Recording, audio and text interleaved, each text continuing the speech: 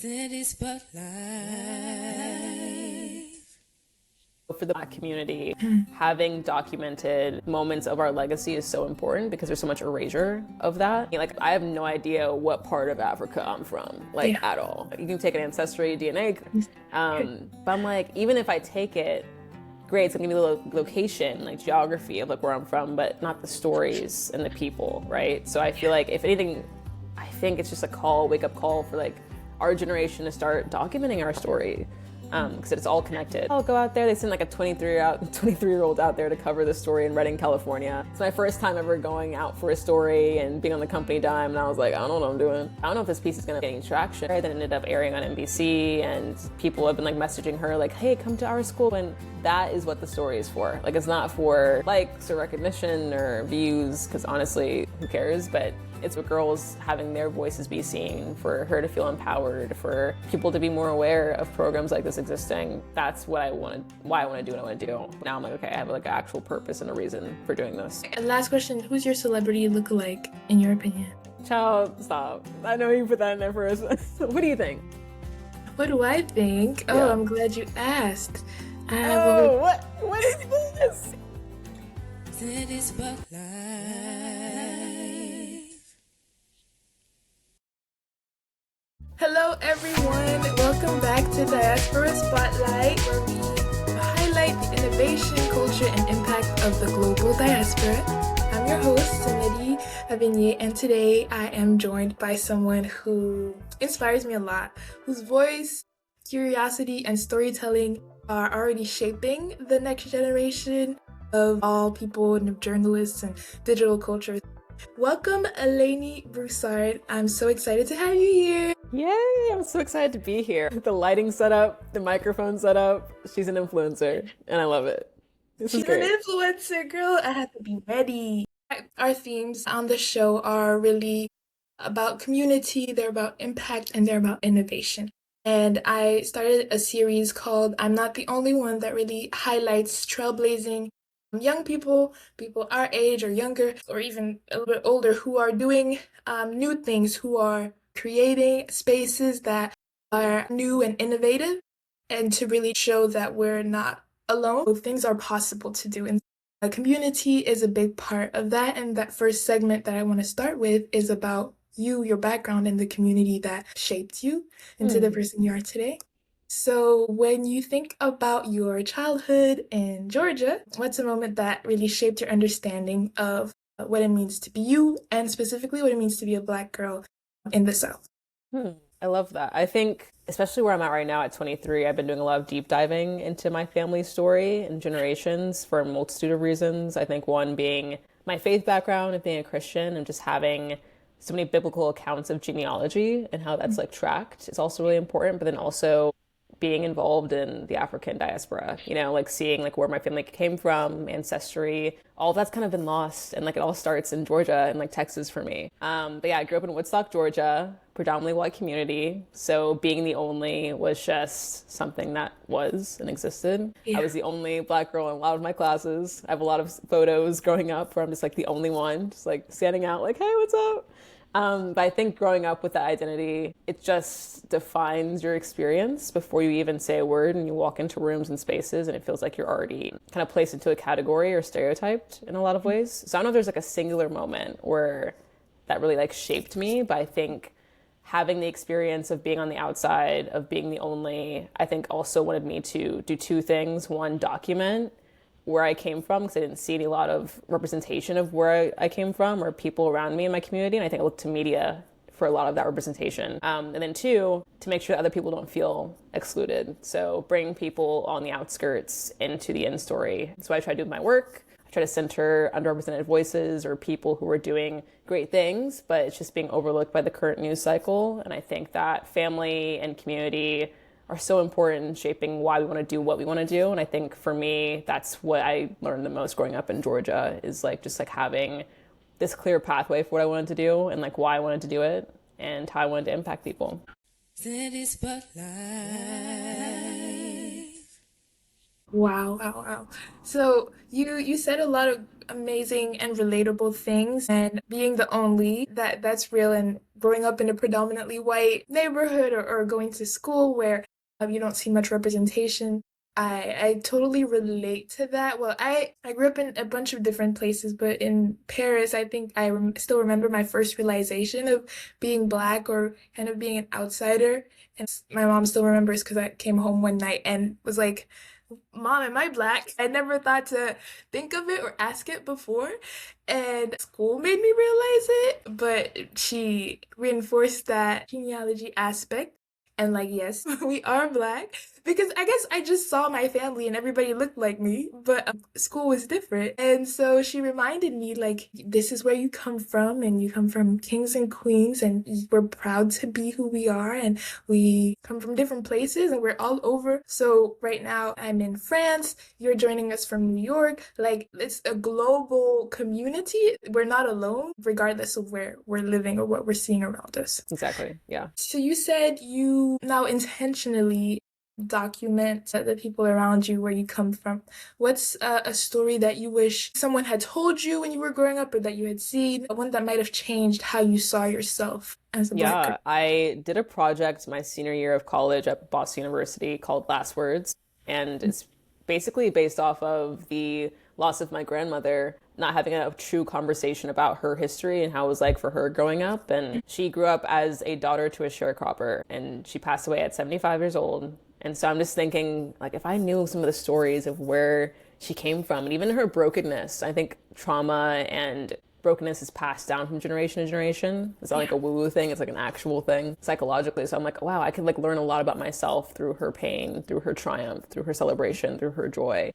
I never had a genuine conversation about, hey, how was it like for you when you were my age? And I think people should really consider doing that because time is limited. So I started this project senior year. It's called Last Words, and you sit down from someone, and it could be a family member, a friend, a community member, whoever you ever want to talk to. And you just kind of speak honestly and openly about questions you always wanted to ask. Like, this is your final conversation. What would you say? Did that with my mom. Learned a lot just about me and my faith journey, and a lot of like the insecurities and fears that I have personally actually came from her and way before her.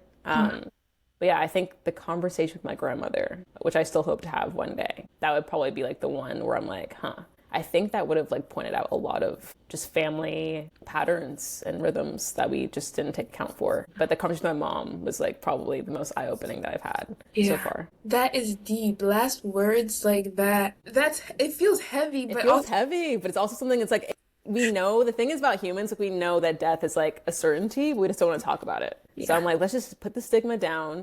While we have like an hour of conversation, let's just fill it with like questions we always wanted to ask one another. That's kind of like the basis of that project was. So both of you asked questions. Yep. What was the heaviest question you asked her, and then the heaviest one that she asked you?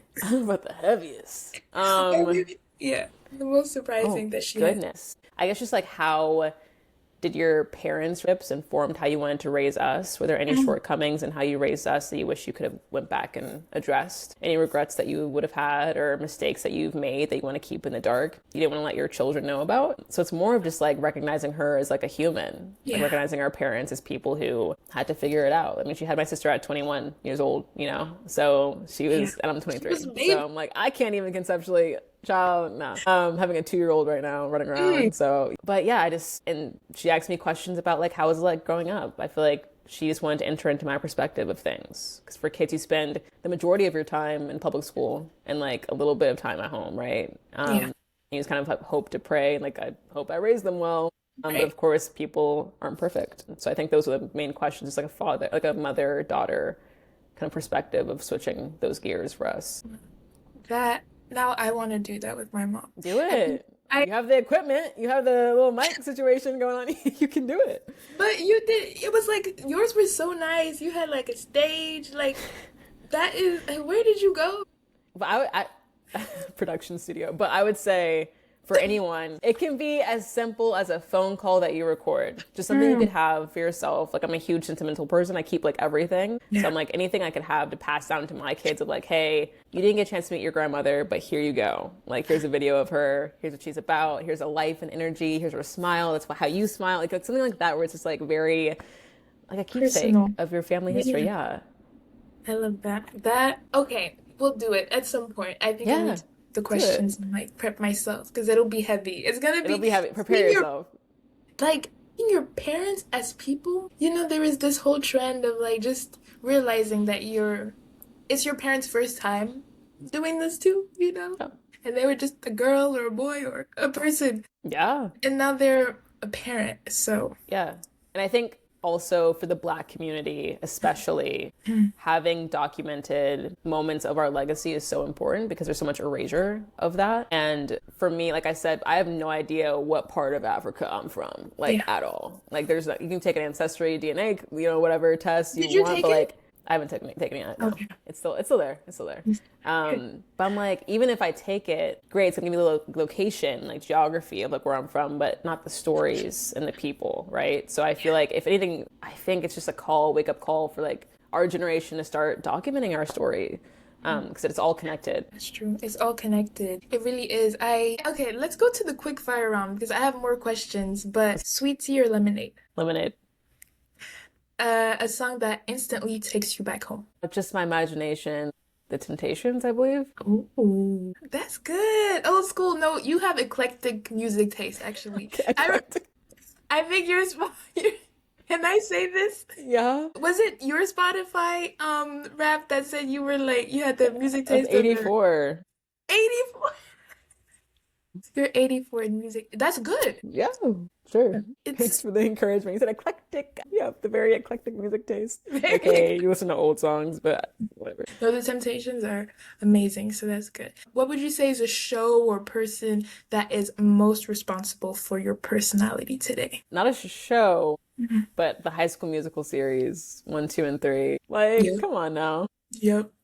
Just everything about that. Yes. Everything. And you know the dances, you know The all the dances, the songs, I could, yeah, go line for line. It really just informed what I thought the high school experience would be like.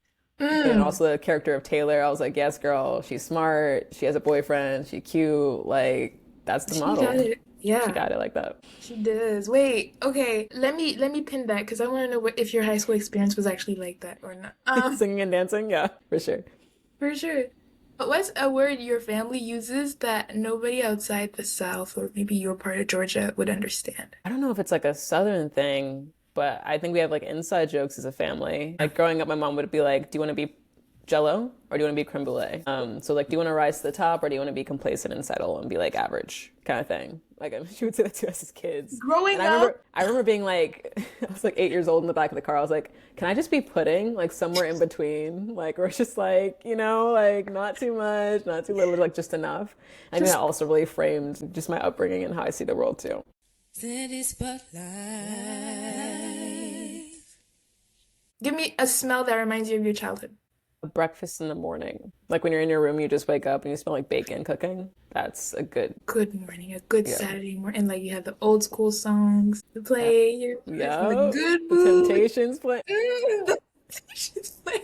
Yeah. Exactly. Yeah. It's my kind of morning. We talked about growing up, and you had like the bar was already high for you and your sister internally, and then outside, of course, maybe not seeing as much representation, but always kind of having a sense of purpose. And so if we move to a section about more impact, I want to know what made you choose storytelling, like from a young age, documenting. What was the first time you realized that stories were your way, not just entertainment, but also like a form of power that you wanted to use? Yeah.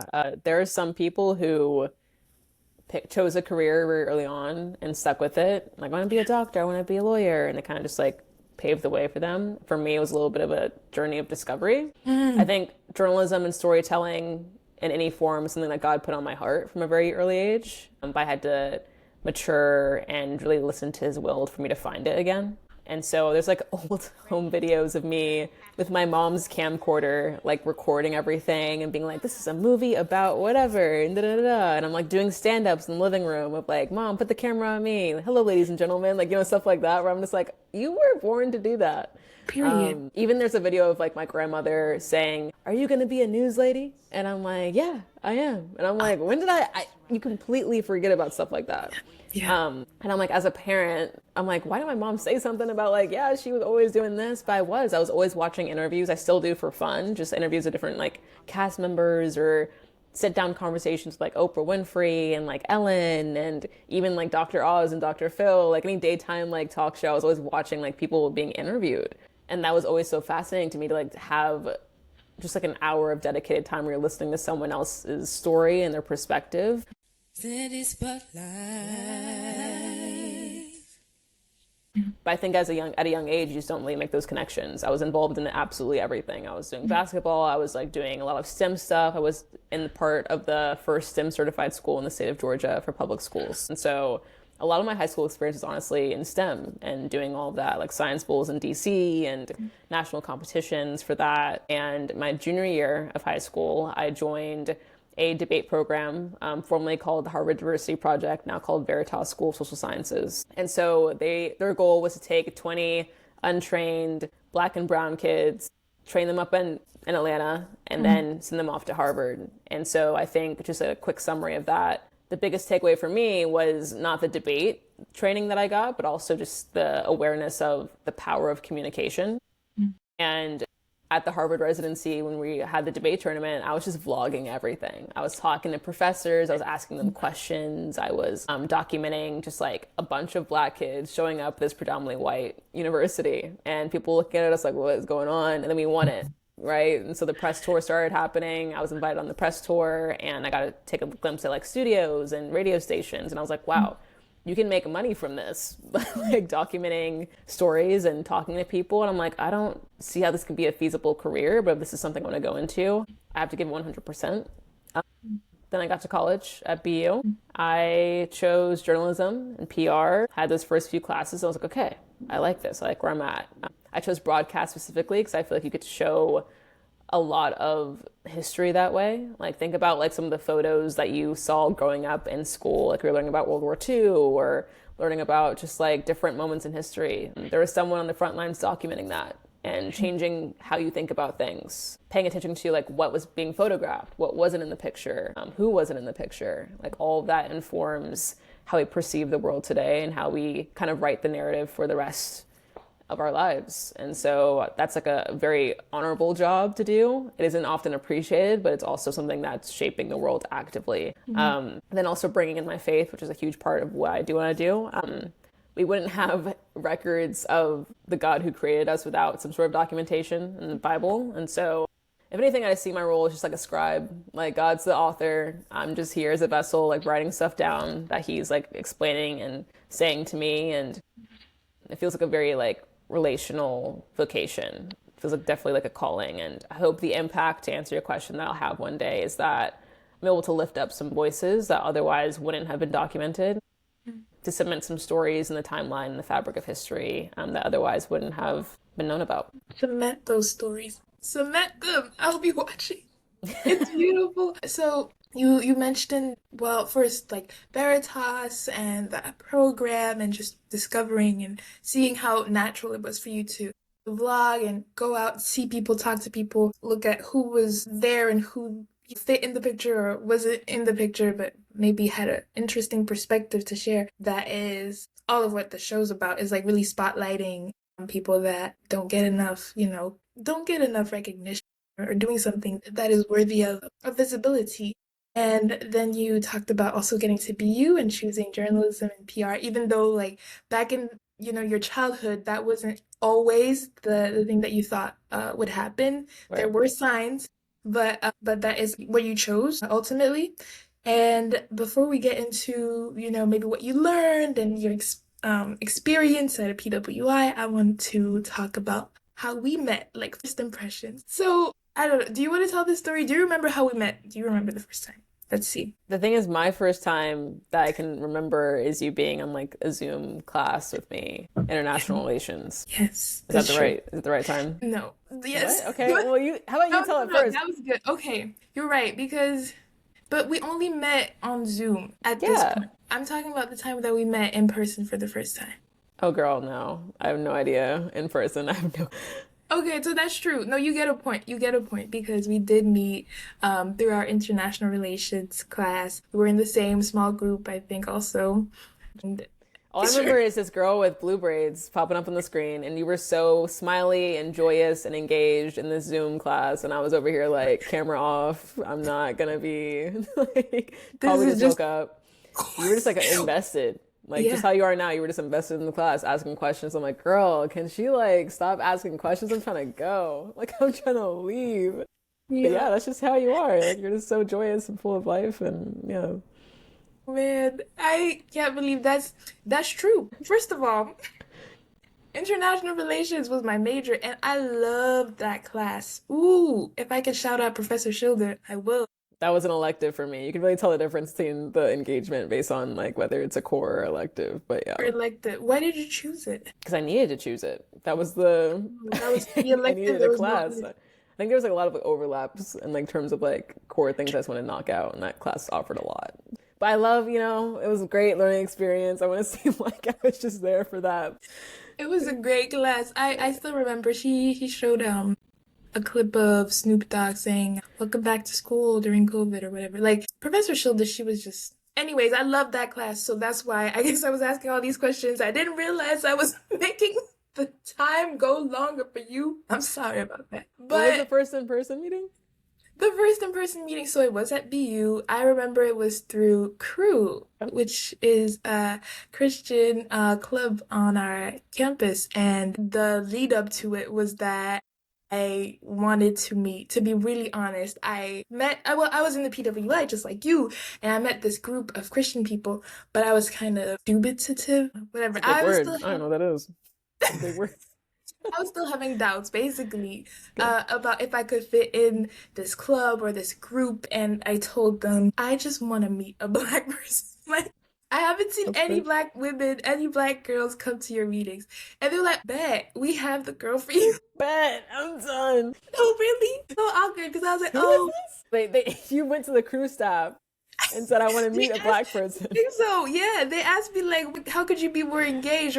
And I was like, "I would love to touch with a black person." And they chose you. They were like, "Bet we Who have the." chose you? They did, and I Right think you there. were the best representation for for the club. I've never heard this story. I want to meet a black person. There she is, the one we have, It's our one so. representative. It was That's exactly that. crazy. It That's was really crazy. that. But if we were to talk about first impressions, I remember just being like, "Oh my gosh, she's such a boss lady. Like she has her things together. Her hair is looking good. She's all involved in her classes. Like it seems like she's involved not only in her faith but also in her academics and also in I just told social that life." story of how I wanted to leave the class, but yeah, she's so involved That in you her see how academics. first impressions that didn't leave because you weren't talking. So I think my real first impression of you was when I met you and in person. What stuck with me was your intentionality, basically. A key moment from your time at this PWI that we went to at Boston University. Hmm. Hmm. Very good question. Three moments come to mind, so I'm trying to narrow them down. Okay. I think vocationally and career wise, what I want to do for the world. I did this story. The Boston Globe had a class where you get to like have bylines by the end of the semester with Boston Globe. And there's a story about a oncologist who's raising money for her breast cancer patients through doing yoga classes. And so she would bring like families and friends together on this lawn and they would do yoga and fundraise for the patients that she had. And I remember doing the story for the first time, had no idea what I was doing, my first time doing an interview and getting the quotes and writing it from, the transcript that I had. And at the end of it, after it was published in the Globe, she emailed me back and it was a very simple email, but at the end of it, I'll never forget, she wrote, "Thank you for getting my words right. Thank you for like getting the story right." And like she was just so excited and elated and like sharing it on LinkedIn and sharing it with her patients. It's just one of those moments where I'm like, I don't even care if two people read it. Like if she was one of the people who read it, like that's what it's for. And I think the same thing happened with this last piece I just did with They're Like a Girl, and like having Elena Bruckner. She's been on like Team USA and professional discus thrower. She didn't see a lot of people who were aware of they're throwing events in track and field. Like I wasn't, like as a young girl, like what is shot put, what is discus? I have no idea what that is. Yeah. But she had this free clinic called Throw Like a Girl, and like redefining that phrase. And we were like, yeah, I'll go out there. They sent like a 23-year-old out there to cover the story in Redding, California. It's my first time ever going out for a story and being on the company dime. And I was like, I don't know what I'm doing. So I was like, I don't know if this piece is going to like get any traction or like be placed anywhere. Then it ended up airing on NBC, and people have been like messaging her like, hey, come to our school, come to this school. And that is what the story is for. Like, it's not for, you know, the likes or recognition or views, because honestly, who cares? But it's for that, like for the girls having their voices be seen, for her to feel empowered, for people to be more aware of programs like this existing. That's what why I want to do what I want to do. And I think that moment at BU was just more of like okay, here's my why now. Before it was like a cool major, I wanted to like seek it out, but now I'm like, okay, I have like an actual purpose and a reason for doing this. Wow, that is really inspiring, especially that getting somebody's words right. So many, the news and just even, you know, the world that we're in with cutting or rewriting parts of people's history, even AI messing up words, like when they create or generate things, being able to, as a human and a relational being, capture somebody's essence through their words and like retell that in a way that's accurate to them. It's really powerful. So, and I wanted to talk about also your story. You said Build Like a Girl? Or Throw Like a Girl, yeah. Throw Like a Girl. What was your favorite part of shooting that? You went all the way to California. That's so cool, first of all. Yeah, that was insane. I mean, just the belief that my team had in me. Yeah, I just wasn't expecting that story to come my way, if anything. And the fact that they were able to like fund that and have me go out there, and just getting to be able to meet Elena, because I was given a list of like 50 different events happening across the country to choose from. And for some reason, her event just stood out to me. And we weren't sure because there were some like more of like high profile events that we could have spotlighted. For some reason, I was like, no, I think this is like the one. And then to go all the way out there and to find out that she was also a believer. And I'm like, come on now, Holy Spirit. That's so cool. But like, truly, she's just about it. She's a woman that like is who she says she is, and she was out there like encouraging the girls, and had such a great relationship with her, and it was just like one of those feel good stories of like seeing the girls being like, yeah, I feel like stronger being here and I feel empowered. I was like, same, like I didn't know I could do this and step into a dream like of being a reporter that I always thought I wanted, but like to see it actually come into fruition and to have that kind of authority on the field with those girls was so great. And yeah, it was just like a nice day of just like stepping into like, okay, this is actually what I'm gonna do, and I'm like actually doing it, which is awesome. And that story was just so deeply inspiring for me. I know if I saw that as a young girl, I'd be like, I'm gonna pick up a discus, I'm about to do this, and you know what I mean? That's what it's about, and exposure and bringing awareness to stories like this. Yes, and I learned new things too about throwing a discus, and I was like, whoa, no, this is not for everyone. Like, nah, it's not. I can't do it, but you know.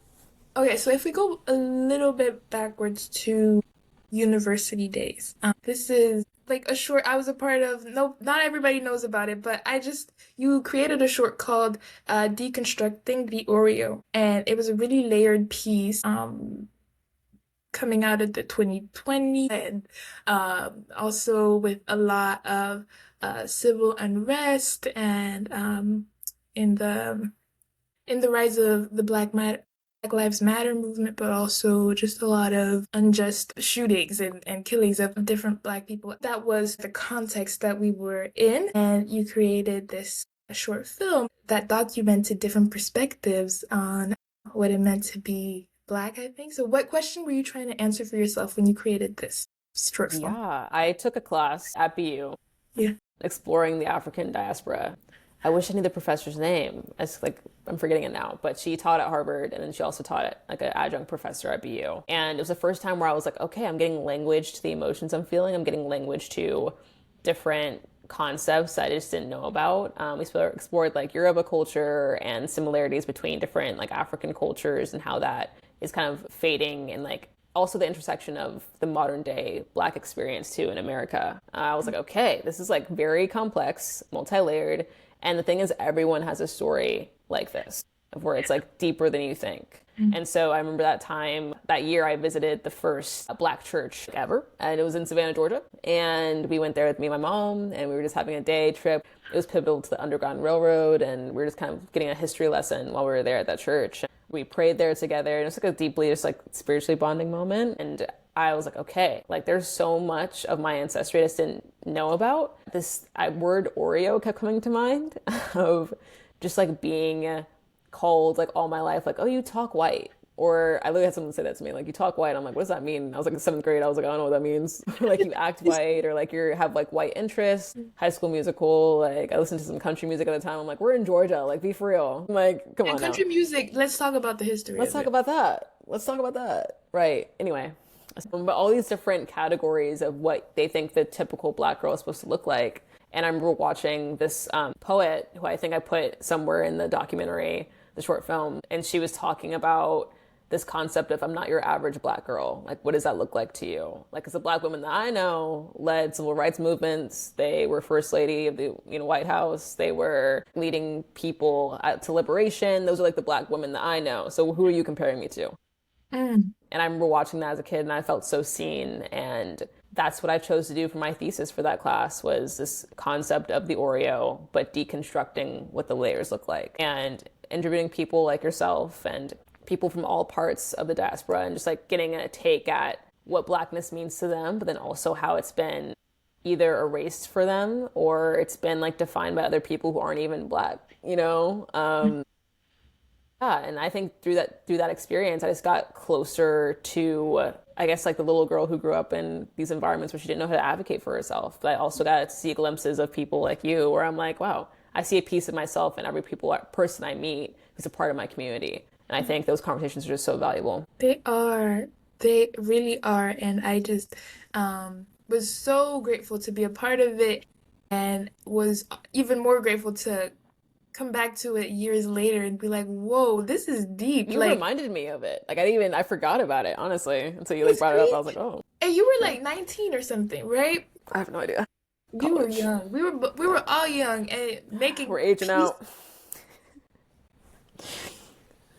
But what? Okay, I'll ask you one question before we go to the next quick fire round. What does the diaspora mean to you? Like, how would you define it? Oh my goodness, what a loaded question. Yeah. I'm like Webster Dictionary, but I think for me personally, in my own words, what it has meant to me in my life is just examining the spread of an origin story and seeing how that story is still unfolding. I think any part of who I am today, whether it be traits that I have, personality, quirks, interests, desires, and dreams and hopes for myself, I'm not naive. Like, I'm not naive to the fact that they probably came from people before me who didn't have those dreams realized yet. And so really, I think, if anything, my Blackness and the diaspora has shown me that, like, it's all connected and it all has meaning and nothing's wasted. And I think my story of faith also is a beautiful complement to that, of like nothing being wasted and God caring about not just our convictions, but also our culture, and wanting to bring people closer to him through our culture and like everything that we are. Like, it was very intentional that I was born as a Black woman in the United States. And it's so intentional for every single person. And I think if we are able to acknowledge like, hey, these are the effects of this widespread, just like migration and culture evolving throughout time and history, I think we're able to acknowledge like the source of where that came from and the origin story behind it. The last question is, we're all about spotlighting people, projects, underrated just things. So if you could spotlight one underrated person from the diaspora or creator or thinker, anyone who deserves global recognition, who would it be and why? My goodness. That's a really good question.